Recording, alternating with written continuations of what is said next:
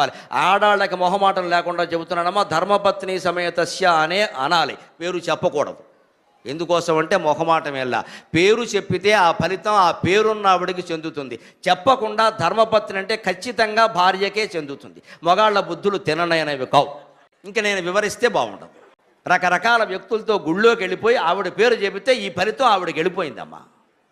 చెప్పనివ్వకూడదు. ధర్మపత్ని సమేతస్య అని ఉంటే ఖచ్చితంగా ఆవిడ ఇంటి దగ్గర ఉన్నా సరే ఈ పెద్ద మనిషి దేవాలయంలో ఆవిడని మోసం చేస్తున్నాడు కాబట్టి ఖచ్చితంగా ఆవిడికి న్యాయం జరుగుతుంది. ఈవిడ మర్నాడు చెప్పించుకోవడం ఖాయం. దేవుడు దయ అలా ఉంటుంది. ధర్మం ధర్మమే, అధర్మం అధర్మమే. ఖచ్చితంగా దేవుడు అనేది ధర్మాన్ని కాపాడడానికి కానీ మన అక్రమాలన్నీ సక్రమం చేయడానికి కాదు. అక్కడ దేవుడు ధర్మం వైపు ఉంటాడు. దేవుడు స్తోత్రప్రియుడు కాదు, దేవుడు పూజాప్రియుడు కాదు. ఎవరితో ఏ వేదిక మీదకైనా చర్చించడానికి సిద్ధం. దేవుడు పూజాప్రియుడు కాదు, దేవుడు స్తోత్రప్రియుడు కాదు, దేవుడు ధర్మప్రియుడు. దేవుడు ధర్మప్రియుడు. ధర్మంగా ఉంటేనే దైవ కటాక్షం